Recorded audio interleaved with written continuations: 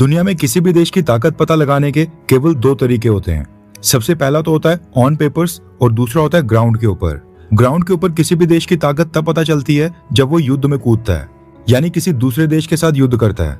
अब क्योंकि दुनिया का हर एक देश तो युद्ध में शामिल नहीं होता है, इसलिए ये पता लगाने के लिए कि कौन से देश की कितनी स्ट्रेंथ और कितनी ज्यादा ताकत है, इसके लिए हर साल कई सारी रैंकिंग्स जारी की जाती हैं। और आज भी एक ऐसी रैंकिंग जारी हुई है जिसको हम इस वीडियो में कवर करेंगे। इसके साथ ही भारत और ब्रिटेन को लेकर एक न्यूज आ रही है जिसको ब्रिटिश गवर्नमेंट आज की डेट में काफी ज्यादा सेलिब्रेट कर रही है। और दुनिया के बाकी देशों के फंड्स की परफॉर्मेंस को देखकर भारत की सरकार ने एक बहुत ही बड़े इनिशिएटिव के ऊपर काम करना स्टार्ट कर दिया है। काफी सारी इंपॉर्टेंट अपडेट आ रही हैं जो बाकी चैनल्स कवर नहीं कर रहे हैं, इसलिए वीडियो को एंड तक देखिएगा, आपको काफी कुछ सीखने को मिलेगा। सबसे पहले बात करते हैं military aircraft fleet strength by country 2026 report की, जो बनाई जाती है ग्लोबल फायर पावर द्वारा। ये लोग हर साल ग्लोबल फायर पावर इंडेक्स भी जारी करते हैं जिसमें बताते हैं कि कौन से देश की सेना कितनी ज्यादा स्ट्रांग है। अब इन्होंने एक रिपोर्ट जारी की है जिसका नाम है military aircraft fleet strength by country.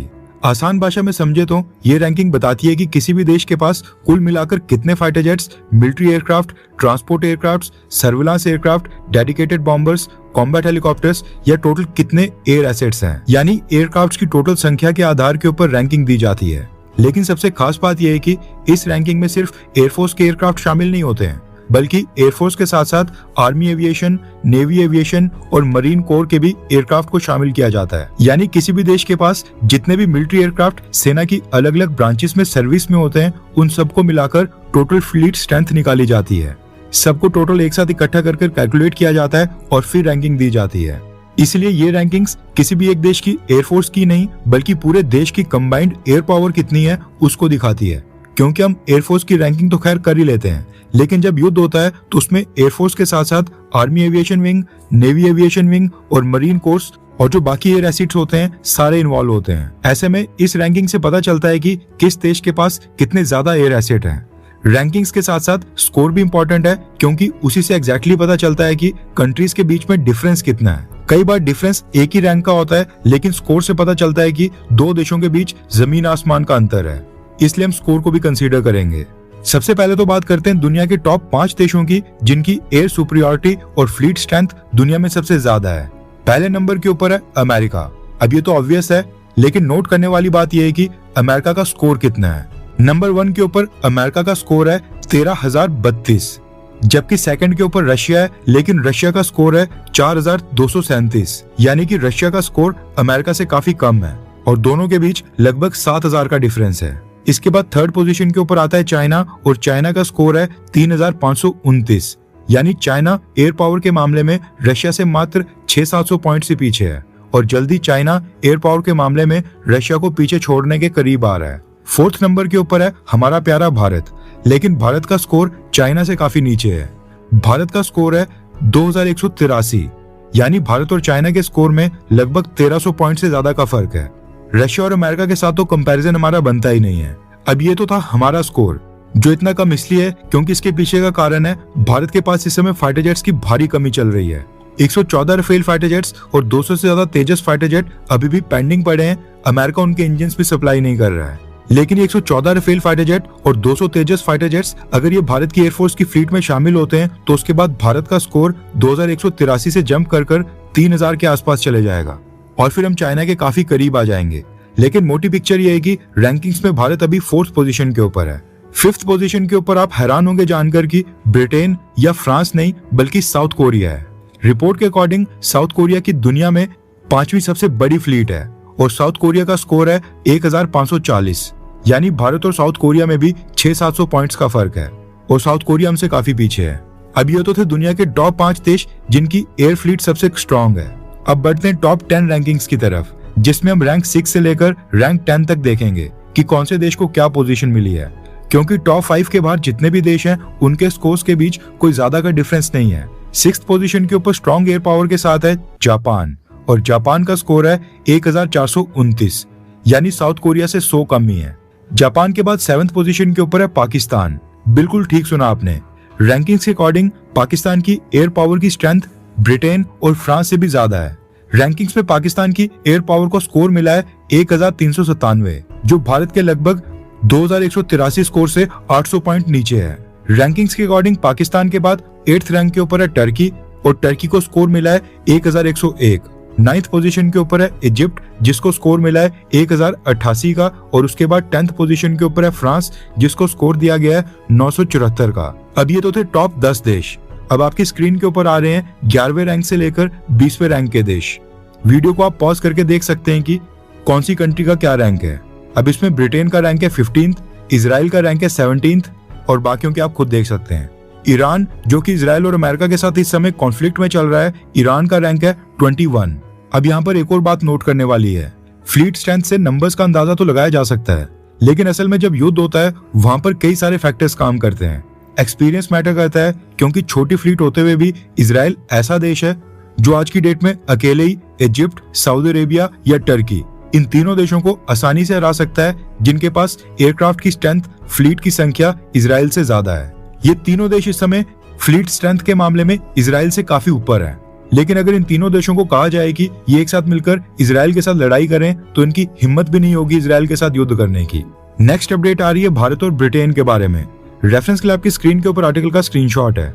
News आ रही है कि ब्रिटेन में नेट माइग्रेशन ड्रॉप हो गई है और इमिग्रेंट्स बड़ी संख्या में ब्रिटेन छोड़कर दूसरी कंट्रीज में जा रहे हैं। रिपोर्ट के अकॉर्डिंग जो लोग ब्रिटेन छोड़कर एग्जिट कर रहे हैं उनमें सबसे ज्यादा संख्या इंडियन ओरिजिन के लोगों की है। ब्रिटेन के ऑफिस फॉर नेशनल स्टैटिस्टिक्स ने जानकारी दी है कि पिछले एक साल में 51,000 इंडियंस जो स्टडी वीजा के ऊपर ब्रिटेन आए थे इन्होंने देश छोड़ दिया है। इसके साथ ही इंडियन ओरिजिन के 21,000 इमिग्रेंट्स जो वर्क वीजा के ऊपर ब्रिटेन आए थे ये भी पिछले एक साल में ब्रिटेन छोड़कर वापस भारत आ गए हैं और बाकी के 3,000 अदर रीजन्स के अंडर क्लासिफाइड हैं। यानी पिछले एक साल के अंदर ही ब्रिटेन से 75,000 इंडियंस ने एग्जिट ले लिया है जो मोस्ट प्रोबेबली या तो भारत आए हैं या फिर दूसरी किसी और कंट्री में शिफ्ट हो गए हैं। भारत के बाद सेकंड नंबर के ऊपर चाइना है। पिछले एक साल में ब्रिटेन से 46,000 चाइनीज इमिग्रेंट्स ने एग्जिट ले लिया है। ब्रिटिश गवर्नमेंट ने पिछले साल वीजा रूल्स में कई सारे फेर बदलाव किए थे और एक नया रूल आया था जिसमें इंटरनेशनल स्टूडेंट्स को डिग्री कंप्लीट करने के बाद केवल 18 महीने का वीजा दिया जाएगा और अगर स्टूडेंट्स ने 18 महीने के अंदर अपने सब्जेक्ट से रिलेटेड सेक्टर में ही जिसमें उसने स्टडी की है अगर उसमें जॉब नहीं ढूंढी या स्पॉन्सर कंपनी नहीं ढूंढी तो उसको 18 महीने के बाद उसका वीजा कैंसिल करके वापस उसको अपने देश डिपोर्ट कर दिया जाएगा। पहले इस तरह की रिस्ट्रिक्शंस नहीं थी। इसके अलावा ब्रिटिश गवर्नमेंट ने डिपेंडेंट वीजा के ऊपर भी कई सारी रिस्ट्रिक्शंस लगा दी हैं जिसके बाद ब्रिटेन में रहने वाले इमिग्रेंट्स भारत से अपनी फैमिली को डिपेंडेंट वीजा के ऊपर ब्रिटेन नहीं ला पा रहे हैं। बस इसी कारण से अब इंडियन स्टूडेंट्स और जो भारत के वर्कर्स हैं इनके बीच ब्रिटेन अब उतना अट्रैक्टिव ऑप्शन नहीं रहा है और इंडियन स्टूडेंट्स लगातार ब्रिटेन से वापस आ रहे हैं या फिर किसी और कंट्री में शिफ्ट हो रहे हैं। नेक्स्ट अपडेट आ रही है भारत सरकार के एक नए इनिशिएटिव को लेकर जो न सिर्फ सरकार के लिए एक बहुत ही बड़ा इनकम सोर्स बन सकता है बल्कि जियोपॉलिटिक्स को शेप करने में भी इससे भारत को बड़ी मदद मिलेगी। ये इनिशिएटिव इस समय डिस्कशन फेज में है और पिछले साल भी इसके ऊपर एक अपडेट आई थी और एक बार फिर अब जब दुनिया के बाकी देशों की मार्केट्स आर्टिफिशियल इंटेलिजेंस और सेमीकंडक्टर बूम की वजह से बाकी कंट्रीज के सॉवरेन वेल्थ फंड लगातार हाई छू रहे हैं, अब भारत में भी दोबारा से इसके ऊपर डिस्कशन की जा रही है। न्यूज आ रही है कि भारत सरकार $50 बिलियन के सॉवरेन वेल्थ फंड को स्टार्ट करने वाली है जिसके लिए फिजिबिलिटी स्टडी कंडक्ट करने के आदेश दे दिए गए हैं। वैसे जिनको नहीं पता उनकी जानकारी के लिए बता दूं कि सॉवरेन वेल्थ फंड किसी भी देश की सरकार का एक ऐसा फंड होता है जिसके पैसे को ग्लोबल मार्केट्स में इन्वेस्ट कर सरकार भी लॉन्ग टर्म रिटर्न कमाती है ताकि रेवेन्यू के लिए सरकार को केवल लोगों के ऊपर टैक्सेस लगाने के ऊपर डिपेंड ही ना होना पड़े।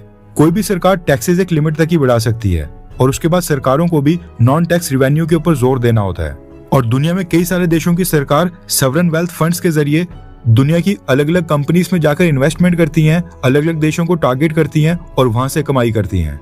अब सरकार सॉवरेन वेल्थ फंड के जरिए कौन से प्रोजेक्ट में इन्वेस्टमेंट करेगी, किस कंपनी के साथ टाई अप होगा, ये सब फैसले करने के लिए एक एक्सपर्ट की टीम को हायर किया जाता है। भारत का जो सॉवरेन वेल्थ फंड होगा उसका नाम बताया जा रहा है कि भारत सॉवरेन वेल्थ फंड रखा जाएगा। स्टार्टिंग में इसमें $50 बिलियन अलॉट किए जाएंगे। अब ऐसा नहीं है कि भारत की सरकार कोई नया काम करने जा रही है और दुनिया में इससे पहले ऐसा कभी नहीं हुआ है।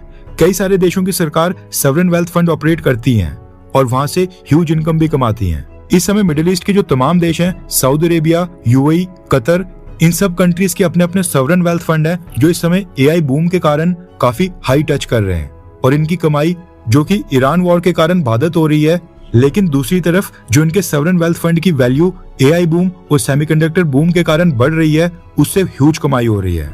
अब जो इस तरह के सॉवरेन वेल्थ फंड होते हैं, ये डोमेस्टिक मार्केट के अंदर भी इन्वेस्टमेंट करते हैं और फॉरेन मार्केट के अंदर भी।